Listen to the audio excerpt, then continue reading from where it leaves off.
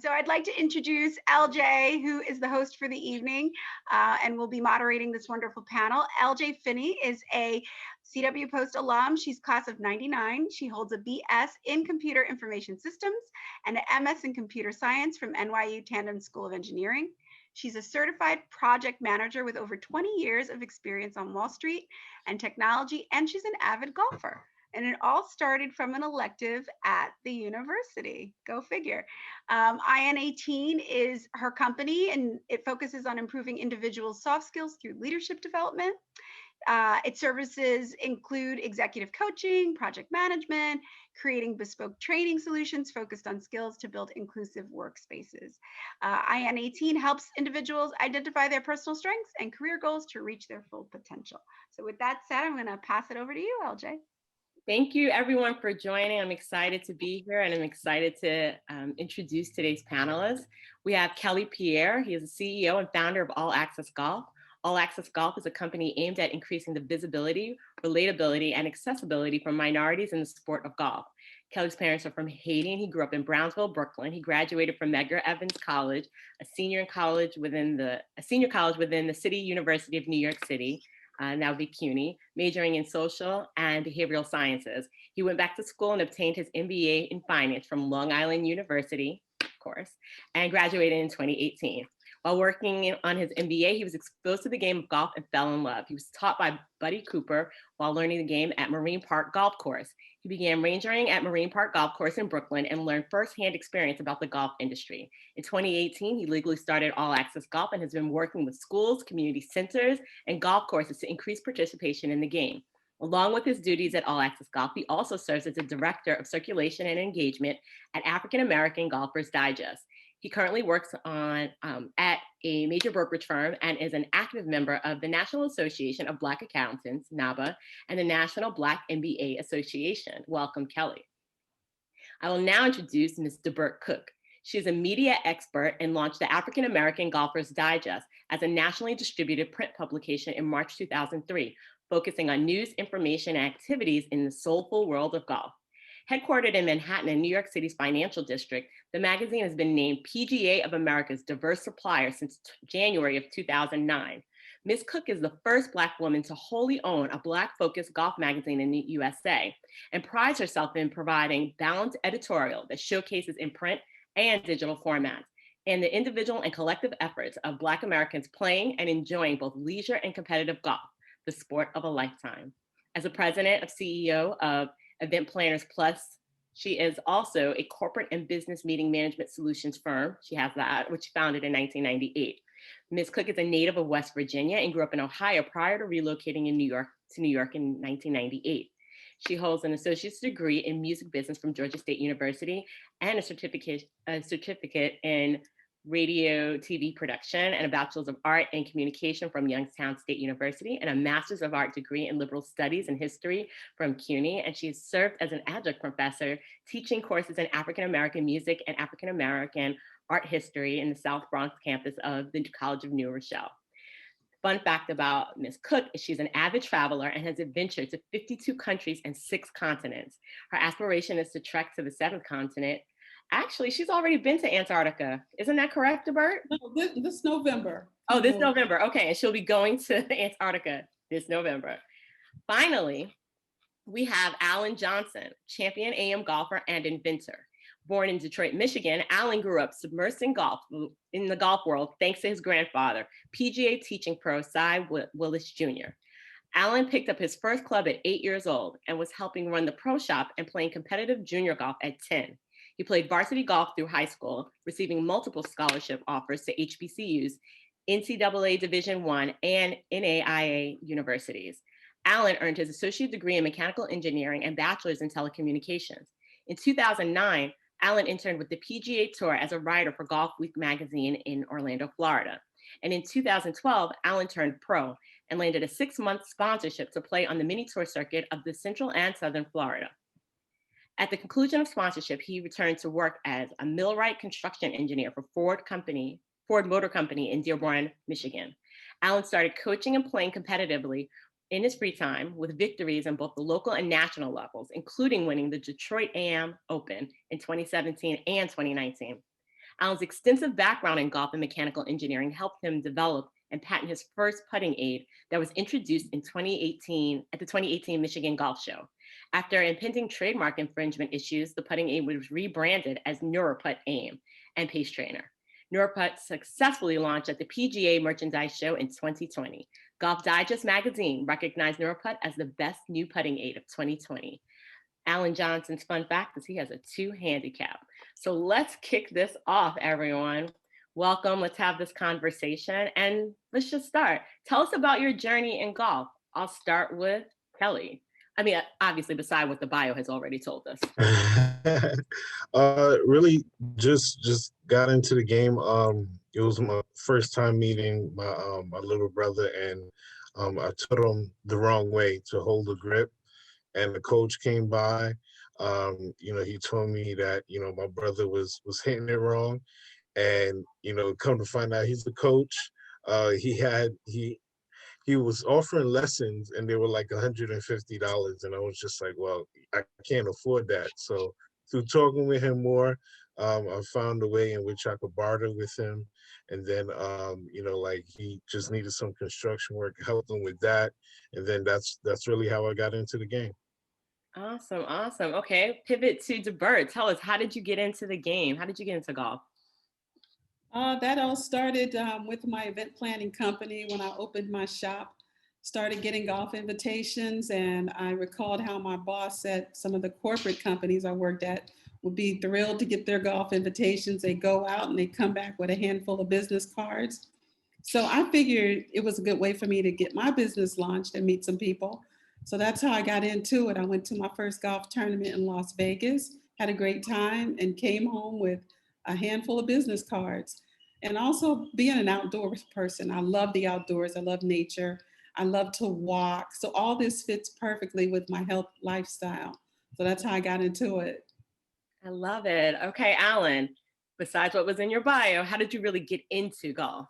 When you read everything there was about me in the bio. But I guess aside from what I said in the bio is that I started because my grandfather was a teaching pro. But what I didn't say is I kind of didn't even like golf as a kid. Like for a long time, I didn't like golf. I was just good at it. But, when I look back, that actually played into everything because my life gravitated around it. It took me through high school playing, in college, I met all kinds of friends, job opportunities. Like it's so much networking going on. Even from, 8 years old, I ended up playing in a local inner city youth group that traveled and played in tournaments in Ohio. And, right away, I was like 40 more friends I had that day just from the sport of golf that I never would have had. So it's always been a part of my life. Awesome, awesome. So I'm going to pivot to the next question and leave it with you, Alan. What improvement in diversity, equity, and inclusion in golf could impact you directly? Diversity, equity, inclusion. So I feel like there's the stigma that African Americans have with the sport is like the biggest hurdle, because within ourselves, I feel like, we'll talk each other out of doing things because it's somebody else. It's not, a normal thing for somebody else. And I feel like, I think it starts with us, basically. Okay. All right. So same question for DeBert. Specifically. Yeah, I think Alan, he's definitely right about there. There's such a stigma. Tiger Woods has done a whole lot, and I know our prayers are with him with this accident he just had. But he did a whole lot in bringing to the forefront, especially in the urban communities, that golf is for everyone. It takes a little bit more to get involved, but it is a game that's for everyone. I think that stigma, overcoming it in the urban communities and throughout Black America, will help to raise the game to another level, which a lot of the organizations like the PGA and the USGA are starting to do with new campaigns, new promotional efforts that really resonate with the Black community, everything from the themes they're starting to use to some of the images. And it's just so wonderful to see so many videos and images with the LPGA, the PGA, focusing on Black professional golfers who've always been there, but they were never a part of the visualization of their ads and promotional campaigns. So now with every one of those, the USGA, PGA, LPGA, you see them pulling out these girls who've always been there, and then some new girls and new guys, and putting them in the face forward promotional campaigns that they run. So that, I think, is a wonderful thing that's been happening to help reduce this stigma. Excellent, thank you. And Kelly, so from your perspective. So I would say the same way that we get the exposure to sports growing up as kids, right? For me, popular sports were basketball and football. We really need to just be able to create the access to the game, whether it be inside of a school gym or something like that. Of course, you know, COVID restrictions, but just making just sparking the interest, and that would actually help, you know, help to diversify the game, because that would create more interest and just more representation in the game as well. So, you know, just from that, it could have like multiple, like, you know, effects from it, or like results, and that would of course, you know, affect all access golf as well. Of course, of course. Obviously, presence and positioning is very important. Now, as I think about some of the things that you're individually doing, Alan, you are an engineer and you've decided to really invest your time and career into engineering, but engineering specifically in golf. What inspired you to innovate and persist and create in this space, in this industry? So, well, I've been playing golf for a long time, and after you play golf real bad, you find yourself spending money to try to get better instead of practicing to get better. So, you know, I have a whole closet full of garbage, you know, and so I started kind of making up things to try to fix things a long time ago. Just, I remember like the corniest thing I made was like out of cardboard, just for me to putt down the middle. And then I like put some little hashtags in it, like just whatever. And then as I got older and started being around materials that I could make things with, you know, steel or whatever, then I just kind of started tinkering around, and I made something that took the mental aspect part about golf, because I felt like whenever you buy these gimmicky things, even when you buy them, you know you're not going to use them. You know, like, you know, it's just going to be that day. And I just kind of started feeling like the people that are making these things for us, they probably don't even play golf. And so I just wanted to make something that I knew at least directly affected the golfer, even if it made like a little bit of an impact. Okay. Tell us about your product, the Black Hole Putter. How did that come about? Oh my God. So the Black Hole Putter is, it's a funny story, because I was actually on a mission to not make the original product I invented, not make it in China anymore. And so I found a place in Florida that was, it was a manufacturing facility. And when I went to talk to them about my product, as I was leaving, and this place they don't make any golf, anything in there. They make everything from like artificial legs and limbs and stuff, like graphite, things out of graphite, like all kind of nothing golf. And it was just one putter on the floor in the corner, wrapped up. And as I'm leaving, I was like, wait, do you guys even make golf clubs? And they're like, no, we just kind of came into this situation. It was a guy that was looking into patenting it, but the idea wasn't, wasn't refined enough. And so, you know, if you're interested, you can take that sample with us and tell you what you think. And what it turned out to be was a putter that had it was one putter, and it had lasers that came together, you know, at like 10 yards out or 10 feet out, like they intersected. And again, it's like, why would somebody invent something that does that when you're only going to putt something 10 feet, you know, like rarely. So I got back with the manufacturers. I'm like, this idea could be really good to make some changes to it. They offered me exclusive rights to it. They made the changes. went back and forth with prototypes, and now I have 2 products. I started with 1. Awesome, awesome. That's exciting. And if you've not seen this, you should go to the website and check it out, Black Hole Putters. It's pretty cool. Even if you don't know how to play golf, you'll have a good time with this, figuring it out. Yeah. So I'm going to pivot to Kelly. Kelly, you know, you've got this title as a Black golf historian. How did that come about? And, you know, what is influencing you to step into that space? Honestly, it comes down to just the representation. So you know, one of the core values of all access golf is to, you know, increase visibility, right? And visibility is very important when you think of the little girl who saw the painting of Michelle Obama, right? Right? We're yet to see like how that pans out, but like where is that in golf, right? You don't see you don't really see that much you know, representation when it comes to Black people. So you know, I was just like, all right, you know what? Like let me just start reading, and you know, like let me just start really trying to, you know, inquire, you know, more about, you know, Black golf history. So that's really how it started. Okay. And so what historic moment have you read about that's influenced you?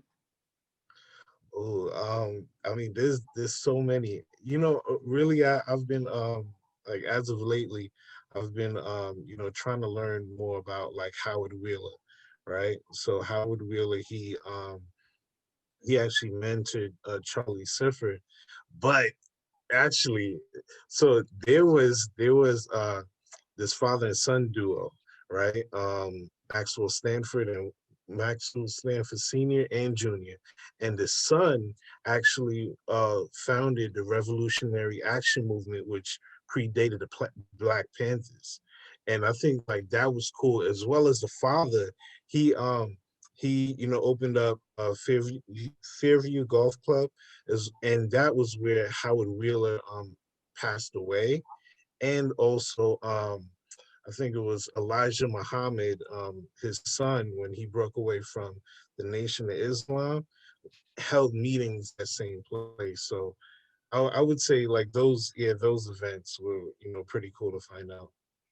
Okay, okay. And now, DeBert, you have created a magazine that is pretty much the hub and the central point of all information related to golf. You are the golf story mecca. And is there a particular story that you think needs to be highlighted more? Like, what are some of the things that you think that the world needs to know that they're not getting or hearing?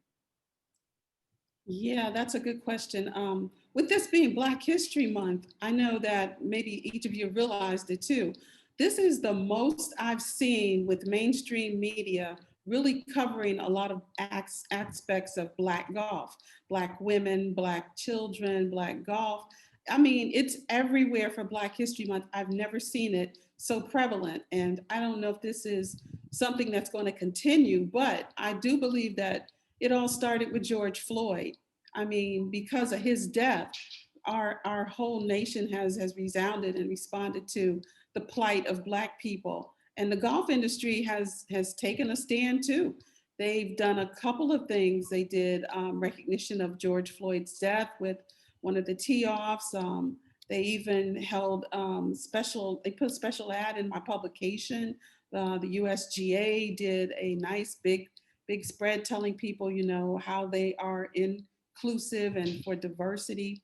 I think that a lot of those stories that have been hidden for so long, the mainstream media is finally coming out and they're seeing the coverage we do and they're breaking off bits and pieces of it and saying, you know, we should cover some of this too. So I'm so proud that some of our stories have gotten picked up and some of the people that we featured. Golf Digest has called me, Golf World, Golf Magazine. How can we reach this person? We'd love to do an article. We even got a call from Golf Digest, somebody asking me, who should we put on our list for some of the top young golfers and coaches? So I'm glad that the magazine has reached that point. It's been coming up on 18 years in March. I'm glad that we've been able to help contribute to the industry and help them to awaken and see they need to be covering more aspects of African American golf. And it's only going to benefit the industry. We're helping to grow the game at the grassroots level. Some of their campaigns that they do, it reaches corporate and it reaches people that are in the upper echelons. Some of them and their families already play golf, so they're just hitting the same market over and over again. But with the new strategies that I see them coming forward with and calling us for our opinion and recommendations, I see them actually acting on those now. And that's a good thing. Excellent, excellent. And if you had to tell me what one of your favorite stories over the past 18 years was to publish, do you have a favorite? It would be the Clearview Golf Course. Renee Powell's a good friend of mine. I grew up in Ohio. Alan, you grew up in Ohio. So Renee Powell and her father and the whole family, her late father, William Powell, built that course. He put in the first 9 holes by hand. And Renee grew up there. She learned to play. She became successful on the LPGA tour. And this year, they are celebrating 75 years of having that independent course. So that's one of the stories I'm always proud to cover and carry, and her honors and recognitions, being the first woman this, the first woman that. And she is so humble. You would never know if you met Renee in the grocery store or out on the course. She is so humble. Even at her own tournaments, she's working and wiping down carts. And I'm like, Renee, you don't have to do that, but she enjoys it. So that's one of my favorite stories to cover. And I hope everyone will support Clearview Golf Course this year for November. I think she's doing a big special program. She's going to let us know so that we can share it with everyone. And with it being 75 years, it's just wonderful if all of our readers could just give $75 as a contribution to the Clearview Foundation. So more of that'll be upcoming in the next couple of days, and we'll have it all on our website. Excellent, excellent. And I don't know if anyone knows, but Renee Powell, isn't she like the first woman to have a hall named after her at St. Andrews? And she's got like an honorary degree. She's got quite a few things from St. Andrews in Scotland. Is that accurate? That is true. That's her. Yep. Yeah. So now we're going to circle back and talk a little bit more about just Black History Month items. Going to Alan, as an inventor and an engineer, is there one particular invention that's related to golf that you want to share or talk about? Well, because the man that invented the tee was an African American guy, and I think he went to Harvard. But that's just like such a no-brainer, because before that, you all would carry around bags of sand or whatever and pile it up into a cone and hit a golf ball off of it. So that's like I'll just go ahead and take that one. That's the easy duck. That's the best. That's the best invention anybody could possibly come up with. The best invention. That'd be George Grant in the original tee. Yes, George Grant. That's the name, exactly. Okay, so pivoting back over to Kelly, tell us more about the work that you were doing with Shady Rest and why that's important for the golf history. So the Shady Rest is actually the first Black country club in the nation. It was started in 1921. The United Golfers Association, they started in 1925, and they held their first event at Shady Rest. Now the thing with Shady Rest is that the first American golf pro and also first African American was a coach there. His name was John Chippen, and he played in the second U.S. Open, which was held by the United States Golf Association, the USGA. And so on Thursday, we're actually celebrating the, we're more like highlighting the 100 year anniversary of, the Shady Rest, formation. So that's definitely on our website. If you so choose, it's All Access Golf, allaccessgolfllc.com.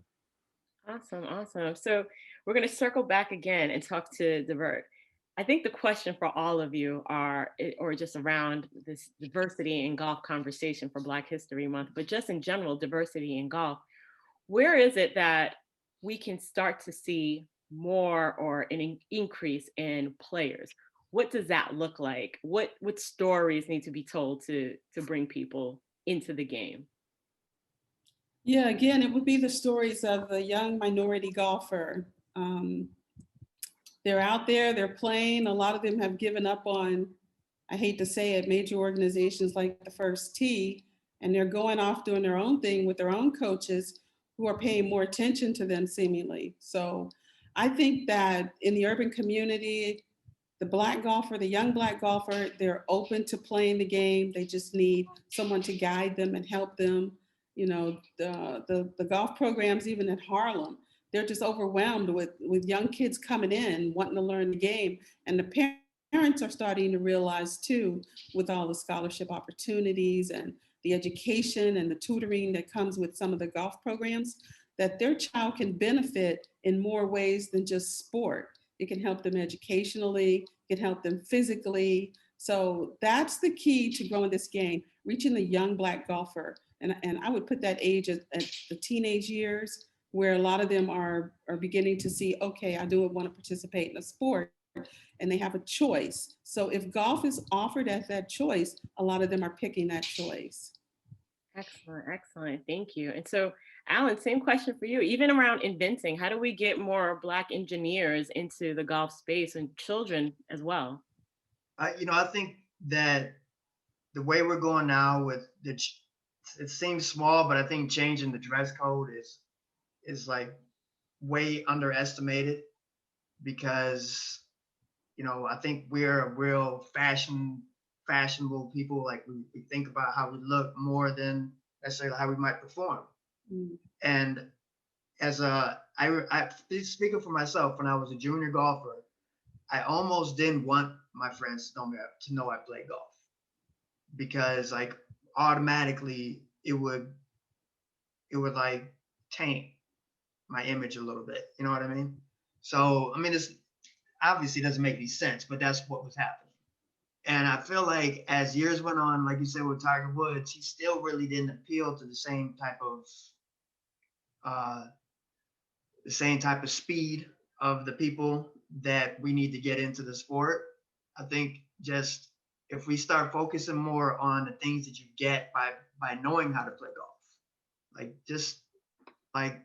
just to know how to drive a stick shift, you know what I mean? Just know how to play golf and then let it go from there. I think that's the best way to look at it. Okay, so you were trying to be nice, but you really wanted to say the cornball factor, and that it was taking your cool points away to have to wear your golf clothes. That's what you wanted to say, but you didn't want to say it that way. But it's okay, because I'm here and I heard you without you saying it. You can't pop your collar. You can't pop your collar because, well, you could, but then they might kick you off the course, and that's no right. fun. Right.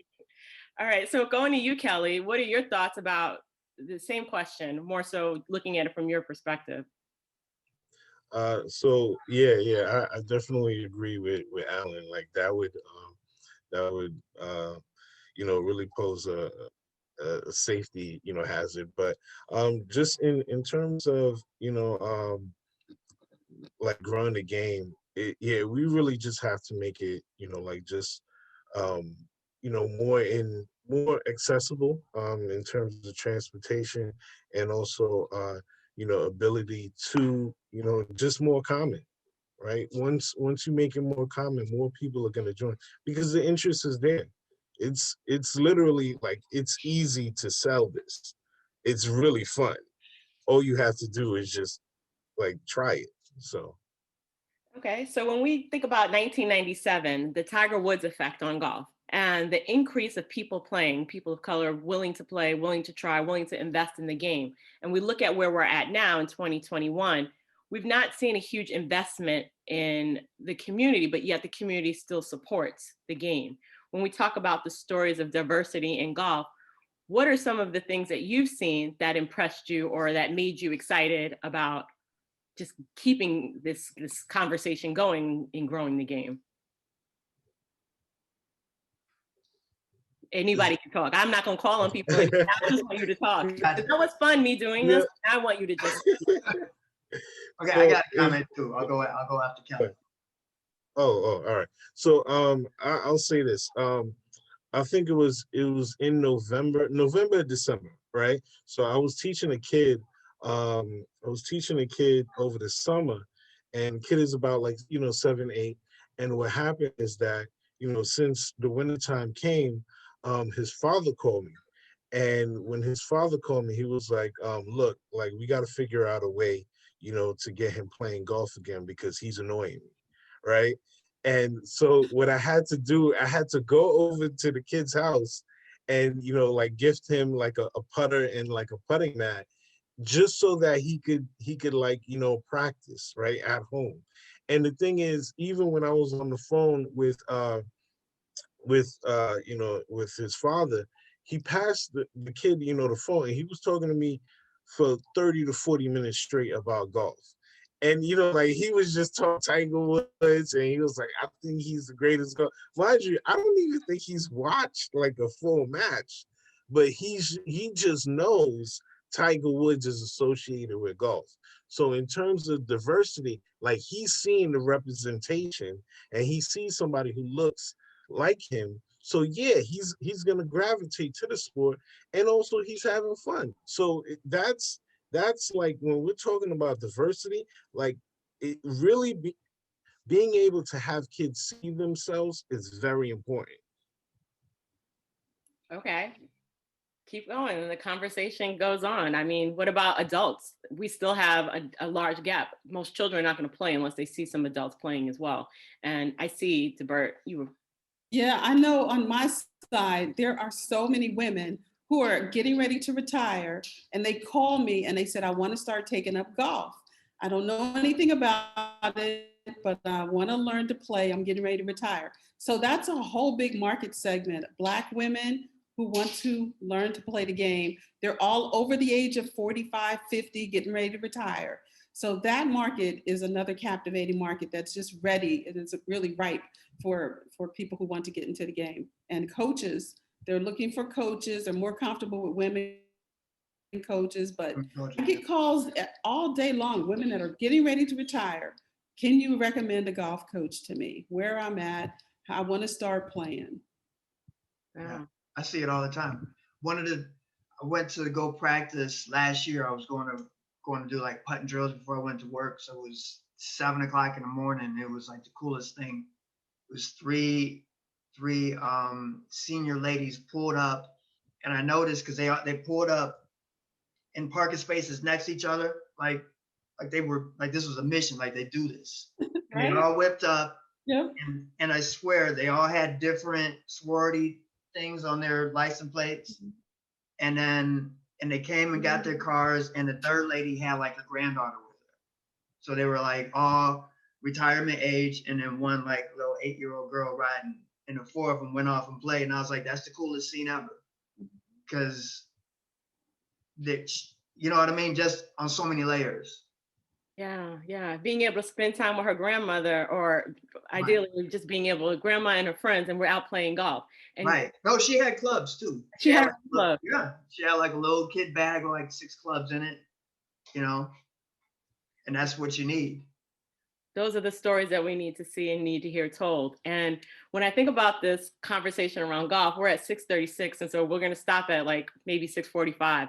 But I need to hear your story of your favorite golf experience, because when we think about diversity in golf, it's also about the conversation of all the places that we go and we play. And I think one of the things that people on the call may not know is that, it wasn't until like the 1960s that the PGA lifted their ban on allowing African Americans to play golf. And so when we think about the things that have been a challenge in the past, they're not a challenge right now, but there's still a legacy of remnants of that. So tell me more about your favorite golf experiences, because that would be the counter and the other side of the story. Who's got one? This is like playing double dutch, like a little bit. So I would say one time I was rangering, and I was going past the hole, and I actually witnessed the hole in one. So I would say that's definitely my coolest like experience playing golf. Hopefully it could be me one day. Okay, hole in one club. divert. Yeah. Favorite golf experience, or even excursion, that could be it as well, because just from like a diversity perspective, you've seen so much.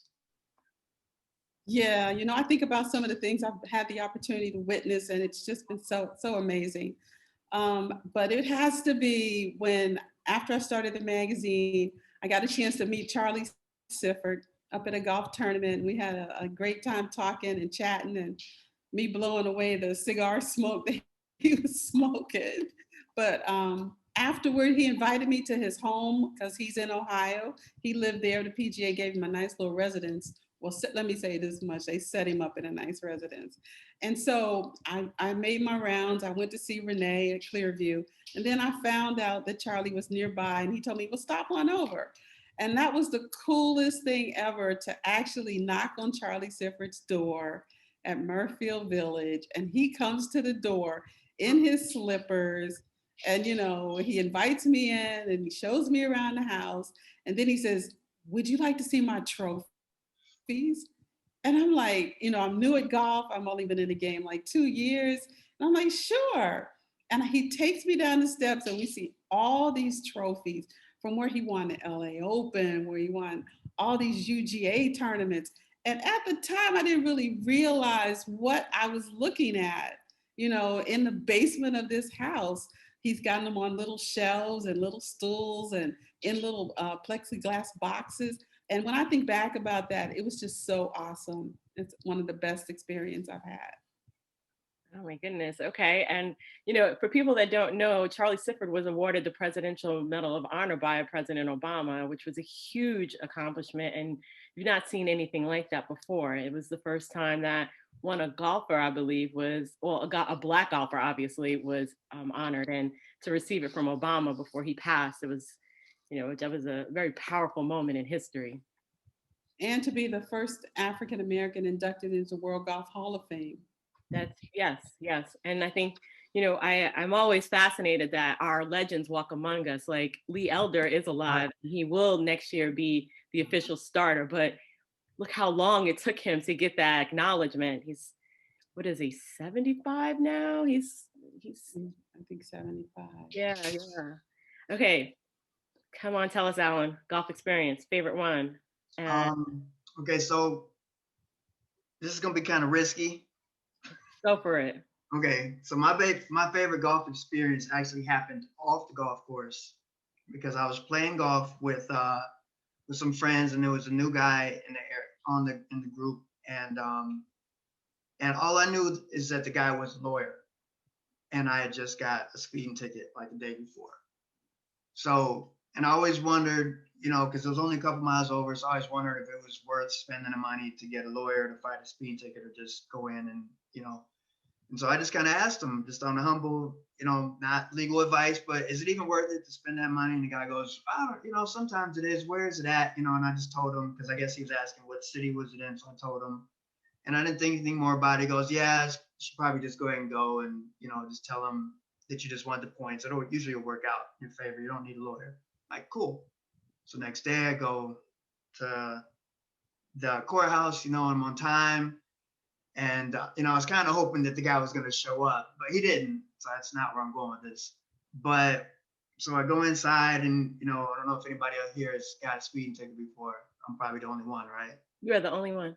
I figured that. So I'm sitting there, and everybody's like, like a church mouse is sitting in there waiting for your name to get called, and then, and so the bailiff comes out and he tells everybody to sit down or stand up and then sit down, whatever. And then the guy that I play golf with walks in, and he was like the judge. And I totally was not expecting that. And he walked in, and he goes, AJ, you're good to go. Like, didn't even call me by my name, just said, you're good to go. That's my favorite story. That's a good story. You must have been a good golfer in that foursome. It might have helped. He might have been my partner too. We might have made some skins. That might have helped. That might have helped. Okay. All right. So I'll tell you mine. My story was I got to play with Meadowlark Lemon, who was one of the best Globetrotters. One of the Globetrotters before he passed away. I got to play with him in a foursome, and he was just so entertaining. And I'm like, so you play golf? He's like, I'm not going to hit that ball. We're going over here. Cause he was older by that point in time. And we're not going over there. I'm going to hit this ball and I'm not hitting that ball. And it was just such a good time. And it was a celebrity tournament. So, I mean, there were a few other people there. I didn't play with them, but I got to play with him. You know who else? Artist Gilmore was in my group as well. From the Knicks, tall, super tall. So it was a really fun foursome. So I'd say golf was a great opportunity for me to play with some amazing people as well. I'd say that those are my favorite moments. Now, back to diversity in golf, though. We'll finish this conversation just looking at your dreams for the future as it relates to the magazine, as it relates to engineering, as it relates to access to golf. So just overall, what are your visions for the future, like, of golf in diversity? So I see like 5, 6, 7-year-olds like embracing it. I see people getting their kids to take it, like have them embracing it before the stigma part is even able to get in their heads. Okay, all right. Yeah, I'm with Alan on that too. I see children, they're so open to really playing the game. And I just hope that the opportunities continue to roll out for them. That would be so magnificent to help grow the game. Okay, what are some of the opportunities that you're referring to?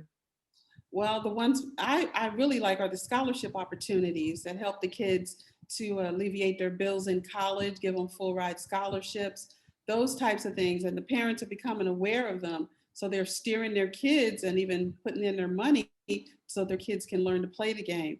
Those are some of the best opportunities, because if golf doesn't work out for them professionally, they still have something to rely on, a good education. Absolutely. All right, Kelly. So there's a song by Bob Marley, right? And it's called War. And he says something that's like really, really powerful, right? He says, he's talking about something else, but he says, to be pursued but never attained, right? And the thing is that, we hear about diversity, we hear about growing the game and everything like that, but it's done from a space where it's to be pursued, but like we have to really judge, like, is it really being attained, right? So creating access is definitely important, and rolling out like tangible methods to like attack it, right, and make it diverse, like would really impact the future of golf. So yeah. Okay. And so one thing I'd like to end on, people may not be familiar with the APGA tournament. What do you think can happen to increase diversity and visibility of some of the players that are playing in some of these other tournaments, like that tour? I played in a couple events in that tour, and it was like incredible. You're literally like, you're seeing things that you see on TV right there. I think, but they're only, like it's one in this state and the next one's in this state. So there's no real coverage. So like what would be real cool is if they got some sort of TV time, kind of like those high school, even if it's a local channel, local access or whatever, just a start. What will that help? What do you think about that is important? Well, because a lot of those guys are just trying to get, they're trying to get viewers, they're trying to get followers, they're trying to get their name out. It isn't even so much, I mean, yeah, they want money for practicing and for equipment, but, to be an amateur golfer with 100,000 followers, you're in a pretty strong place. You're a strong place to be a brand ambassador, you're in a strong place to approach companies. So if we're not ready to give these guys or girls money to, pay for their expenses, then maybe one way is to help them be better at whatever it is that they're already trying to do. Okay. Any thoughts on AP? So for those that don't know, Advocates Pro Golf Associations, or the APGA, is primarily African Americans, and it is a tour to highlight some of the most exceptional golfers in the sport that are of African American descent. DeBert and Kelly, your thoughts? Yeah, it's good this year that Farmers Insurance has taken a strong stance to support some of the golfers on that tour. I think they're supporting 2 right now. And the guys do need sponsorship. They need money. They have the skill. They need a little more experience playing better courses, and all that costs money. I got an email and a text this week from 2 of those players, and they need money. They need sponsorship. You know, if they have followers, that's good. Because like Alan said, it can bring about maybe some brand ambassadors and some money from individual contributions. But that's the bottom line for those players. They're good guys, they're good players. They just need more experience, and that's going to take money. So as we go ahead, Kelly, before I ask my final question, because I can't help but ask one more. Actually, yeah, with the APGA, it's definitely a great thing, and yeah, just need more funding, and just need definitely more funding. So yeah.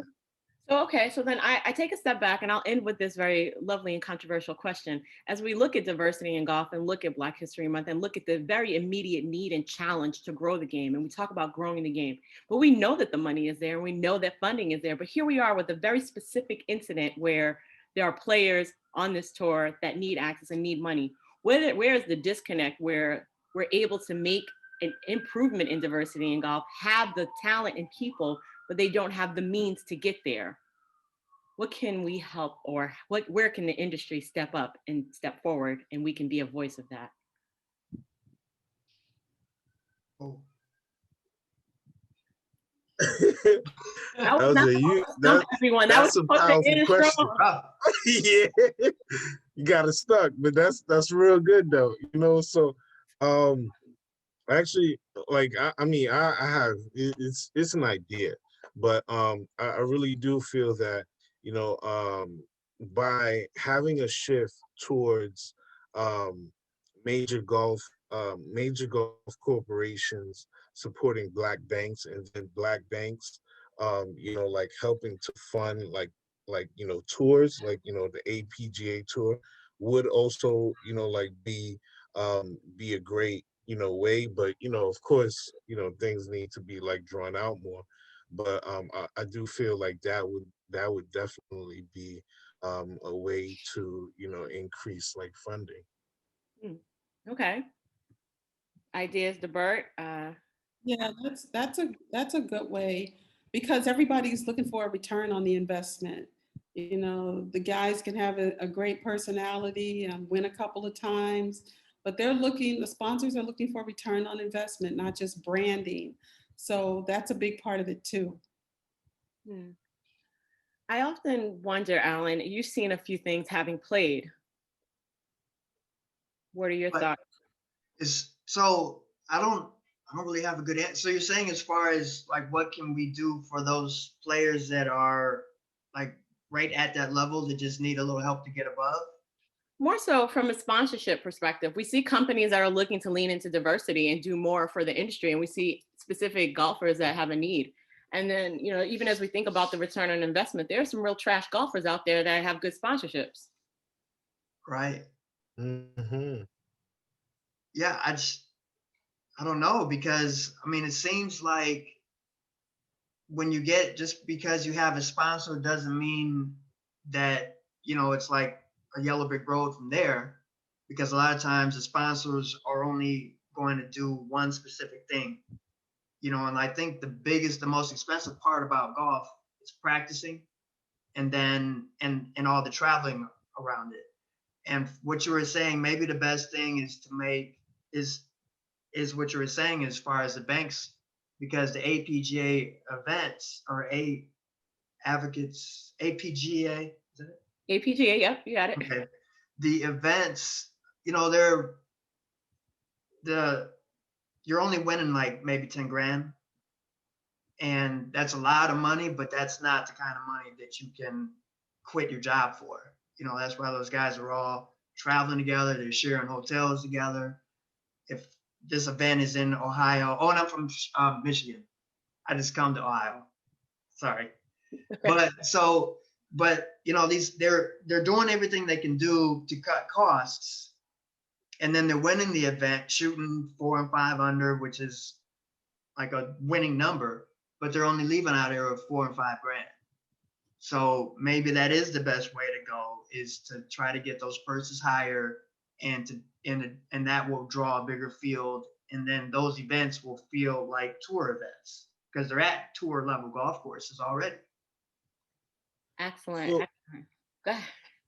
all right. So one of the things like I had learned from this guy James, he's from the Black Archives, and also talking with Sylvia from Shady Rest, is that a lot of like Shady Rest was actually saved through like you know, like other stuff. So number rings, they played a big part in, you know, helping like UGA tournaments, and also you know, helping to, you know, establish, you know, like country clubs and things like that.